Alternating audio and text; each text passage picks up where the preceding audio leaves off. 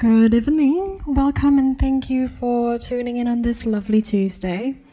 Today we're going to have a talk from our very own Ponderosa's Head of Digital, Rich Turnbull, who's going to talk through how China digitally beat COVID-19. He's going to draw upon some research to see what the future of digital looks like for us, based on how it helped China deal with the epicenter of the pandemic. Should you have any questions during or after the talk, please don't hesitate to type it in on the live chat. Alternatively, you can also email us on the email address I've put on the live chat, or DM us on Instagram. Thank you, and without further ado, I'll welcome Rich to the stage, please. Thank you. Thank you very much. Thank you. Thank you. Yes, so thank you very much for listening to my talk. I wanted to start with just obviously I've just been introducing myself, but this talk was I was helped with the research by some great people. Dr. Xingsheng Wang, he's a professor at the University of Wuhan, and he was excellent in basically interviewing and helping me put together the research. And my good friend Yann Wang, she's a contemporary artist and she's an expat Chinese, and she lives in the UK. So just thank you to you guys for helping me put this together. So I want to start with getting across about China being a technological superpower. So I think people's preconceptions of China is, it's the country that mass produces washing machines, and people don't really understand that China has always been at the forefront of technology. If we go back through history, there's the four great inventions have come out of China. So the legacy of the innovation that the country's produced. So gunpowder being one, about 800 AD, they discovered they could blow things up. And so that's about the time the Roman, well, give or take a few centuries, the Roman Empire was ending and gunpowder was invented. Paper making, which is quite interesting. So they invented to be able to put paper together properly. That again was around 500 AD. The compass, which is another huge innovation, that was 300 BC. And then printing. So people think printing was invented in Germany, but no. The original woodblock printing is around AD 500, around that time. So real key inventions for our culture, the whole world really. And I think China has always been a world power for thousands and thousands of years. The Silk Road was a major trading route, and that goes back thousands of years. And it still is around today, and it's where a lot of the trade went into China. A lot of these ideas came out of China thousands of years ago. And it's always been a prized trading partner for nations, such as the British Empire always saw China as a very, very important trading partner due to its size. And in recent history, I think we've all seen how China has grown. It's been incredible, the unprecedented growth it's had. We've seen its GDP 10%, 15% year on year. The country is growing, and it is quite incredible. And it brings us up to today, really, 2020, and really wants to get across what China is doing. It is becoming one of the world leading nations in technology. And it won't be long before I think it does take over some countries like America and the UK. So to give you some examples where it is the technology leader at the moment, Huawei, everyone's definitely heard of that brand. With 5G, it's been a lot in the news, as you know. So it owns the majority, well, the more patents it owns of 5G than any other company in the world. 5G is pretty important because it is our next generation of interactivity, internet connections, phones. So the people who own that technology, people who own those patents, it's a big thing. And drones, you may not have heard of the company called DJI, but they own 70% of the world's market in drones, and it all comes out of Shenzhen. And interestingly, 70% of the world consumers of drones is in China. So the Chinese use a lot of drones, but if you've ever seen a drone, you're pretty much guaranteed it's going to come from that company. Areas where China now are really trying to become the number one, artificial intelligence is one, and microprocessors, which is the chips that you'd have in your computers in your phones. Huawei, as you will have heard on the news, they're investing around about 1 billion in a research centre in Cambridge. This is the kind of thing they're going for, and Dr. Xingsheng, he works in microprocessors, that's his field, so he's one of the people in China that are trying to bring that to the forefront of Chinese technology. And there is quite an important place in China in terms of technology, which is called Xingsheng. And it's kind of China's answer to Silicon Valley. In China, more patents are drafted from this one city. It's a very big populated city, 12.5 million people live there. But I think the key thing that's interesting about Shenzhen is it's got the manufacturing might side. It also has the scientific innovation side. So you can match those two together. So it's a bit like having a company like Apple headquarter in the same place where all these products are being produced. So it's an interesting to see what happens with Shenzhen and what comes out of there, and you're pretty much guaranteed to have some kind of technology products in your house, but that is actually made and being designed in that city. And that, as you know, the US and China are in what I would call a technological trade war at the moment. You'll see on the news, obviously in the UK with 5G, and the government getting under pressure to not install Huawei's 5G because it's all about security, but it also is about who owns that technology and who's going to be the biggest provider of that technology over the next 5 years. Because as soon as 5G does come out, we are going to have to get new phones. Who owns those patents on those phones? Who owns that technology? Who is going to be the market leader in the future? And it is a lot about that as well. So I wanted to talk about get a recap of what happened with COVID-19 in China. Just so we could put a bit of context behind the talk. So look through the timeline of what actually happened in Wuhan, China. Now, so to give you sort of an idea of the size of Wuhan, it's a city of about 11 million people. So we're talking bigger than London. It's a big city. And the surrounding province that it's in, Hubei, is 58 million people. So that's roughly, twice the size of Yorkshire. It's probably even bigger than that. But what we know is sometime in November, a virus jumps from an animal to a human in Wuhan. They don't know exactly when, exactly where, but it happened. Now in December,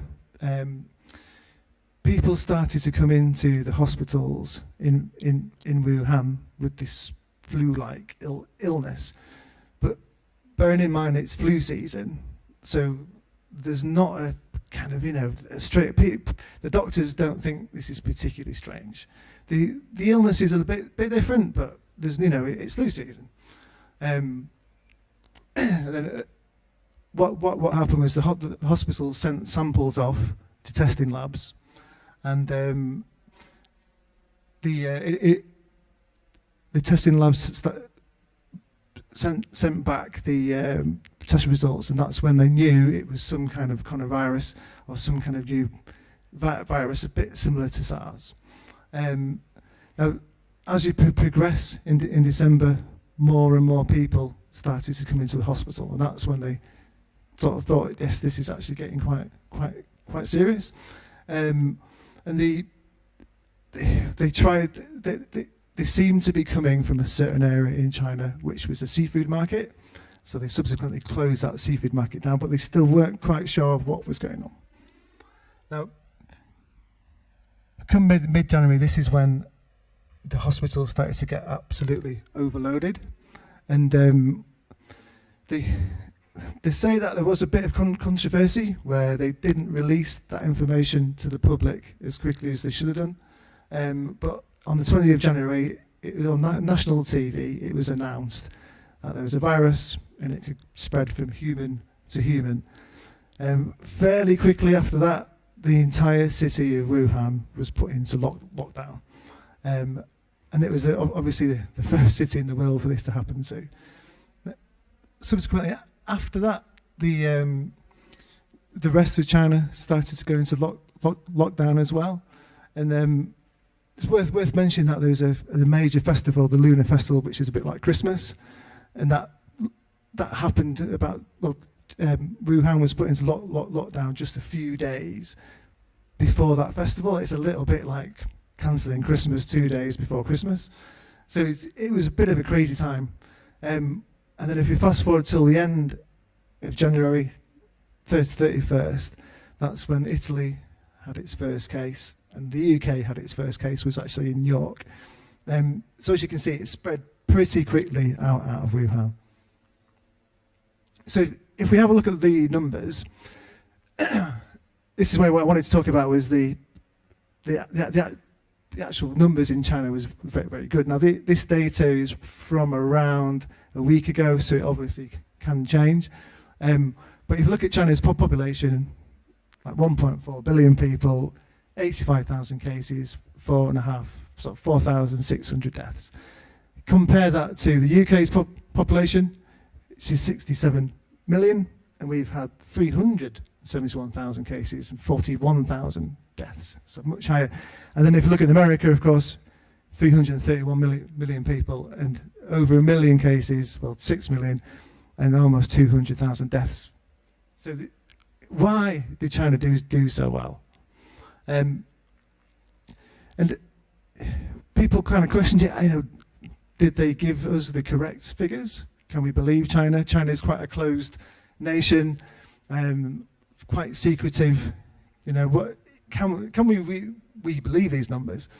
So what I wanted to look at was, well, if it was totally obvious they were lying, then they'd be completely different from everybody else. But when I looked into it, countries like Taiwan, countries like South Korea and Japan as well, which has a large population, actually had quite similar numbers. And when I looked at those countries, they also have similar technology that they're able to use. So it really does sort of say a lot that you can trust those numbers, and these countries have been able to deal with it in a certain way. And like, what is that way? So I asked Dr. Xingsheng, I wanted to know what it was like in Wuhan. So we interviewed him. So he was there. He lives in Wuhan. He was there from day one. So initially, when I interviewed him, he said it was extremely scary. And you have to remember that SARS was not such a distant memory. SARS came out Wuhan. SARS was a much more deadly virus. It had around about a 60-70% death rate, but SARS was a lot weaker. So it can't last particularly long on surfaces, etc., like coronavirus can. He also, because they were the first people to go into lockdown, it felt like a big gamble. No one else had done this before, and they had to go into lockdown. And it just felt like a huge sacrifice that was a shock to everybody. And as I said before, the Lunar Festival was just around the corner. All looking forward to that, and it all was just completely cancelled. So a big shock to the city. He then sort of went on to say that the Chinese government acted very well and very quickly, and they started to bring people into Wuhan, because we've got to remember at this time the hospitals are receiving hundreds and hundreds of people per day, and the Chinese government mobilised around about 20,000 doctors to go and help in Wuhan. You'll have seen on the news reports they built hospitals very, very, very quickly, and he said they kind of saw themselves as almost heroes of China. You know, they were making a great sacrifice to keep the virus from spreading out of the city. I think that says a lot about Chinese culture, where it's all about the bigger picture. It's all about the community of people. It's not mainly about yourself. You sort of think more of others. And also one thing that I said was incredible was towards the end of lockdown, the city tested 10 million people in several days. And he said it was absolutely incredible. Everybody in that city got tested, which is an amazing feat for a country to do. So one of the obviously main questions, and what we're trying to answer in this talk, was how did digital play a role? You know, because this is what we're trying to find out. Is this what was your special weapon against COVID? So there are several things. So the first thing is the national ID system, and LBS, which stands for location-based services. So every single Chinese citizen has got an ID card, and it has a contactless chip. And they will carry that with them wherever they go. So this chip can talk to, like going through bus stations, train stations, wherever you go, that chip is basically sending information backwards and forwards about who you are. One of the things is China has what's the LBS obviously is really China's incredible sophisticated mass surveillance system. It has one of the most advanced facial recognition systems in the world, and they really, really do track their people. They also be able to track them on the phone. So to give you an example, if you were to get a train, they would know you're on the train. They would know exactly where you sat on the train, and say if you were diagnosed or if you did get COVID, they would know who you sat next to, and they would be able to contact those people that you sat next to. And they were also able to link it to your medical records too, so that your privacy, you're completely tracked wherever you go. So using this technology, they're able to build apps, and apps was one of the main things, which is used. It's still used now. So one of the main apps was Alipay. So Alipay is a really popular app to basically buy anything you want with. You've heard of Alibaba, which is the big, large e-commerce site. It's the same company. And they were very, very quickly, they built this system inside of this existing app. So everyone's already got the app. So it's a bit like we've all got Amazon on our phones, and that's where the actual track and trace system gets built. So everyone's got the phones, and you would basically take this app and you would use it everywhere: restaurants, shops, wherever you are. And the way it works is really interesting. It's color coded, so you'd have a QR code, and whenever you needed to get access to where you wanted to go, you'd have to show your phone, and they would scan your QR code. So again, you're being tracked where you go. Green means I'm safe. I've got nothing wrong with me. If my QR code was amber, it's mean I've been to a hot spot, so I've potentially been around people that have had COVID. And red obviously means that I've been diagnosed. And that you couldn't really go anywhere without using this.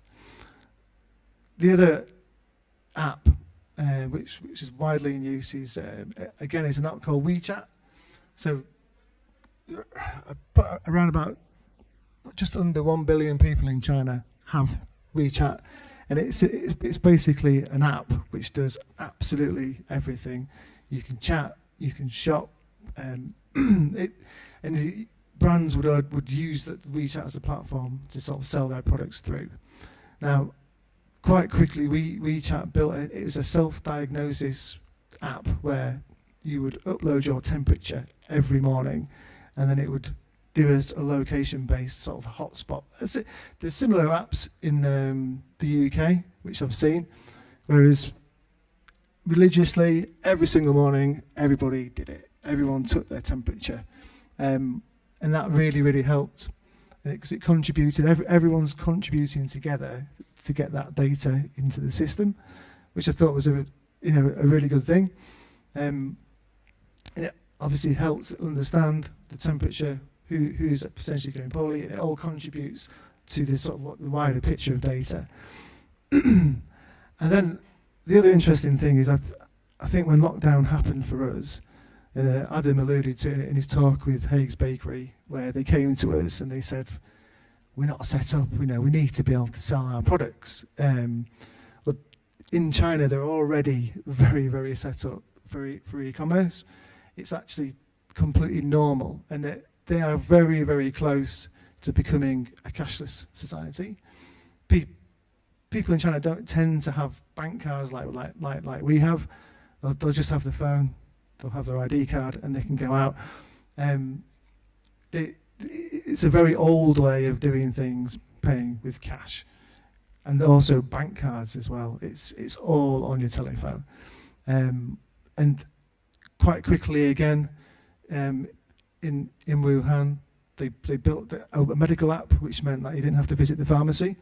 And all this was just done really, really quickly, integrated into these already existing apps to make life easier for people not to go out. You could buy anything you want, and it'll get delivered to your door.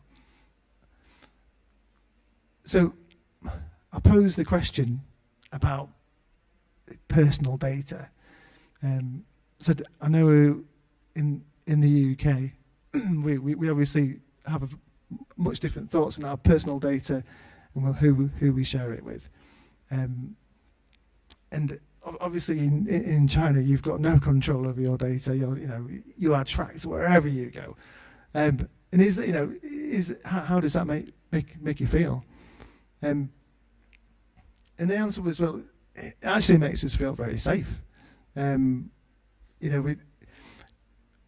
can go out and we know that everyone's data is all together, so we feel safe knowing that when we go somewhere, we know that the people are there won't have COVID, or it's quite strict, and it's a good thing. And it felt we're actually quite happy to share our data. It's for the good of society, and there is a lot of trust in the government there. They do believe that they're going to be using their data in the right way. So ultimately, that's a great thing. So I asked, what we've heard of the new normal as a phrase. We're in our new normal now. So I kind of wanted to know what does new normal mean in Wuhan? What's life like there now? And it's quite interesting because the answer was, well, everything's open. It's kind of normal, really, which is quite incredible, really, thinking that is the city where it started. And you can go to large gatherings, so they can have concerts. There was a bit of controversy where they had a big party in Wuhan. It was a big pool party, and thousands of people went. And the rest of the world were a bit like, that we're all in lockdown and you're having this great time. But the reason why they were able to do it was because they had the technology that enabled them to do that. So as long as you've got this app and you show your app when you go in, you're green, you're safe, life is able to go on. And these are sort of exact quotes from Xingsheng. So he was saying, at first, he thinks it's going to continue for a few years. His view is they're able to deal with it really well because of the strict measures. There's no messing about. the government were very, very clear on what you could do, what you couldn't do. They also had the technology behind it to help them manage that. And he really does believe that China will be the first country to come out of the recession that's induced by the pandemic. They will be the first country to come out of that. And I quite like this quote where life's not much different. They sort of believe in self-discipline, basically working as a community to keep the virus at bay. And I think I feel that community-wise in China, that's exactly how the culture thinks. They're very much community working together to sort of beat it. And I wanted to ask Xingsheng, where do you see the future going? They're approximately 2 years ahead of us in terms of technology. So what are you getting excited about? And where are the sort of key areas for you where you think things are going to go? And one main thing, obviously he's a professor at university, so education was at the top of his list. But he did say that it was a huge focus to educate people in digital. And this constant flow of talented, knowledgeable people coming out of the universities is what he thinks is fueling that future. And China are investing heavily in doing this. And also with the remote working, they were saying this is really key to this success. And I asked about 5G, because Wuhan is a 5G enabled city, where we have, Leeds was a pilot city for G5, but it's not obviously readily available. So I wanted to know a little bit more about how's this impacting your life? How do you see that? And it's quite interesting that you said that everyday people in Wuhan don't use G5 at the moment because it's too expensive. They mainly use 4G. It's more that businesses that are using 5G. And one of the main areas that they saw, which is incredible, is in hospitals. The doctors are able to perform remote surgery using robots, and it uses the 5G connectivity to be able to do very precise movements, which wouldn't be possible without it. And also they're using robots now to deliver medicine around hospitals. With the 5G connection, there's a lot more quicker information going backwards and forwards, so the robots are able to navigate around the hospital and deliver medicine. And then finally, his main thing was he thinks everyone is going to get lazy. And it was the first thing he actually said to me when I asked him this question. He just said, everyone's going to get fat. And everything's going to be instant and we're all just going to sit around. But they're very much used to having that, using the phones. They can buy anything they want, it gets delivered instantly.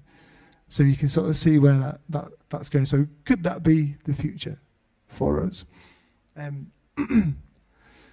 So in summary, I wanted to sort of maybe start some questions about what we can learn really. So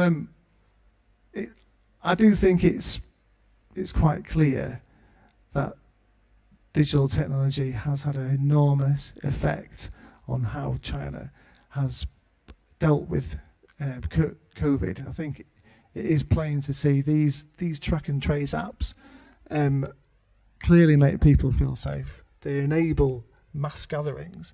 So yeah, obvious that it's there, but how do you feel about that? Is that at the cost of privacy and surveillance? There's the sort of term of digital authoritarianism, where the government is using this technology to fight the pandemic, so it's got a way of using it and a reason to use it, and everyone feels good about them. Yes, you can use my data, but after all this is over, will they leave it? Will that be it? Certainly not in China, but what about other countries. And I just wondered what people think. What can the UK government learn from this? And you know, should we take on and do some of these things to help us with our fight against COVID? And that's that. So thank you. Cheers.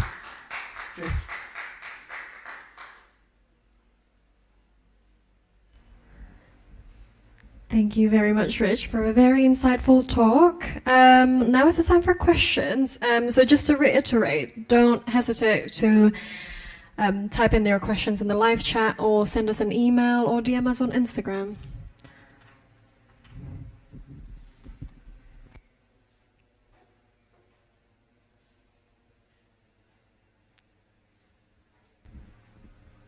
We've got our first question from Adam Irwin. Hi, Rich. That was really, really good. I know I'm not just. In fact, I'm probably more likely to be critical of you because you work at the agency. But I thought it was a really, really good talk. And I was sort of paying attention all the way through. I thought it was really good. What I wanted to know, the QR code thing is, and you were saying, you know, they could go to a party because they've got their QR code, so they could have, you know.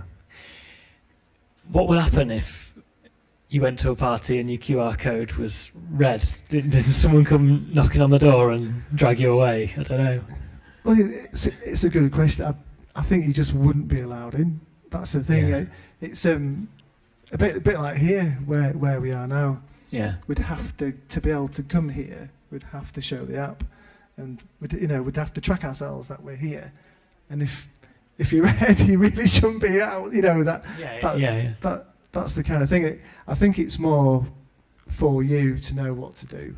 And they're just designed to make you feel safe, knowing that you're green and everybody else should be green around you. Yeah. Okay.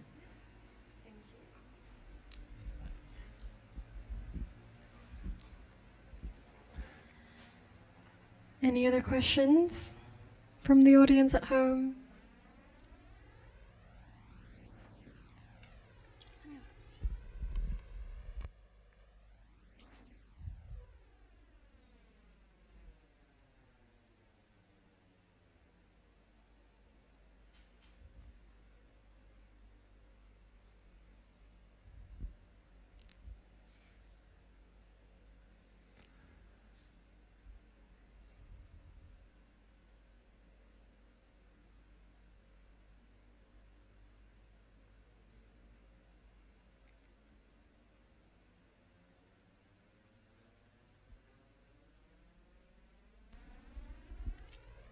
It's me again. Sorry. Hello again. Well, I thought because you'd sort of ended by posing a question, I think it's worth a bit of discussion, because I think it is it's even one we kind of wrestle with, isn't it? With even with the control we've got, which is much less than what they've obviously got in China, and it's that sort of thing of that trade-off between your freedom and liberty and safety and restriction. I wondered, to what extent do you feel like there's the technological element of we can impose these restrictions, we've got the ability to do so, and then looking at some of those other countries like China, the neighbouring countries, similar countries, to whether there's an extent of they've had something similar before, so they've not become used to it, but they're almost more primed to that level of intervention. Whereas to us in Britain, we're like, well, how's this? You know, since the plague, we've not had anything really. You see what I mean? Yeah, I did pick up on that as well, because when I first interviewed Xingsheng, one of the first things he did tell me was SARS was not a distant memory, and it did make me think that, you know, you've been here before, therefore you've had some practice, you know, and they've had to deal with it. But I think it was very different, because this time around it was full lockdown, whereas that didn't happen before. And Right. relatively speaking, with SARS, it was quite small.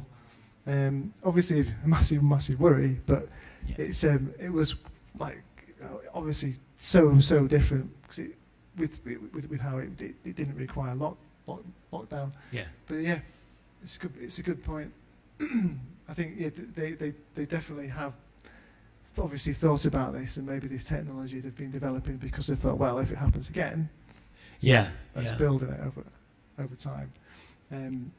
But I know that the surveillance system that they have, that's been sort of basically been built for quite a long time. China's been putting that together, and I think it wasn't actually created for a pandemic. It was created to track the population.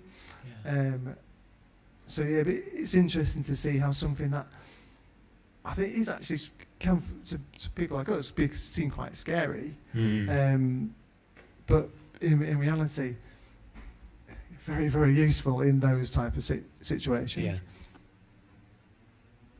I suspect there's a big question around behavioural change, isn't there? Whether what you're asking or what you would have to do with Britain is quite a big behavioural and perception change around technology. We are all fairly, if anyone gets a dicey email, we're like, oh, this is ridiculous. Whereas, and I think we are naturally more sceptical of technology. We're more sceptical of our politicians, and certainly of our government. So there is I think there would have to be sort of a big overhaul, wouldn't there, to get it to work. I think it is absolutely fascinating that it could.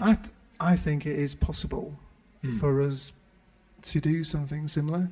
Yeah. However, the data that we'd be giving away would have to be secure. It'd have to be encrypted, and there'd have to be laws around it. So it could be used for certain things.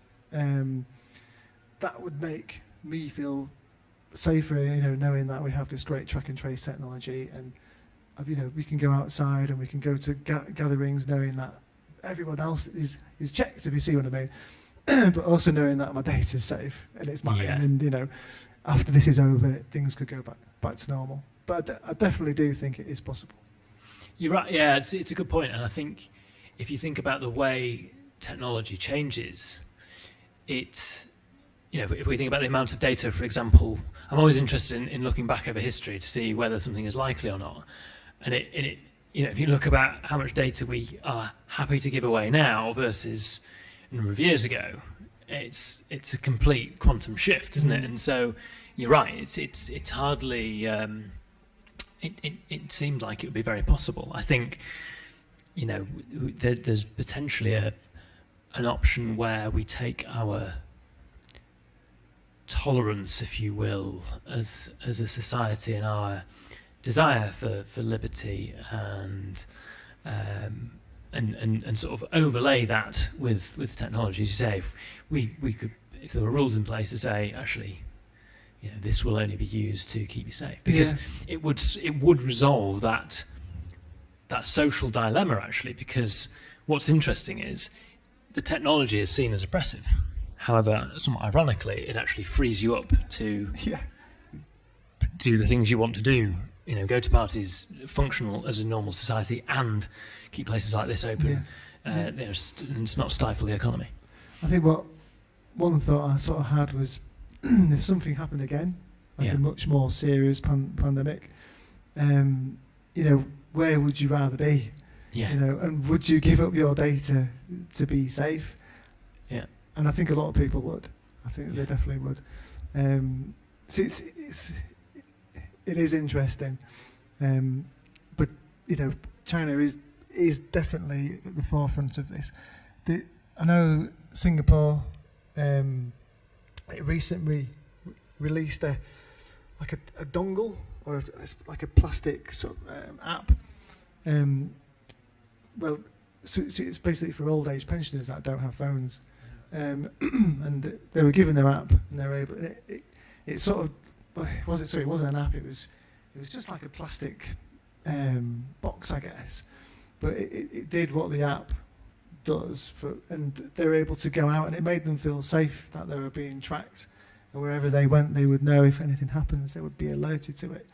And it kind of, it was an old lady, and she hadn't been out for a long time, but when she got hold of this, she felt confident enough that she could go out. So it did actually sort of help her, sort of, like just exactly as you say, it freed her, you know, and that's the point. And I wonder if we had this technology here today, if this room would have people in it, because they feel a lot more safer coming out, knowing that we're all green in our QR code. Yeah, right, exactly. Yeah. So, yeah, it's interesting. Fabulous. Yeah, really insightful, big eye opener.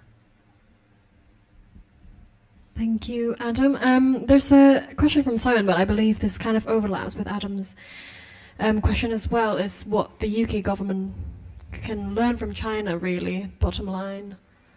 Yeah, well, I definitely think it needs to sort out its track and trace out. But no, it's different, because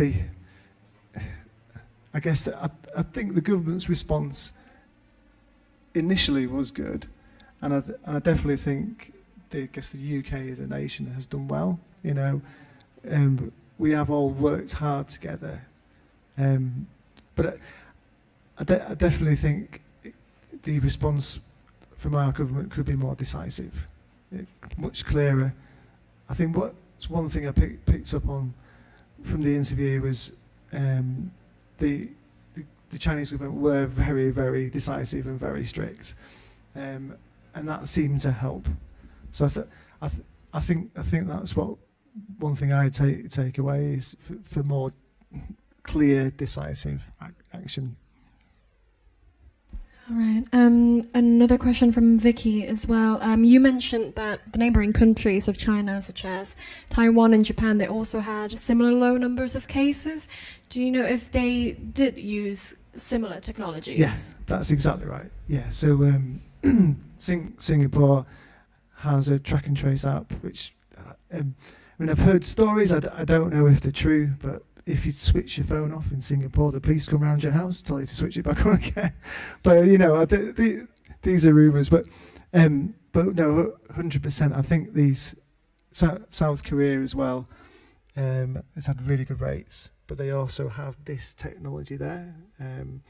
It's all the location-based services. It's a society that are very sort of cashless. They use their telephones for absolutely everything.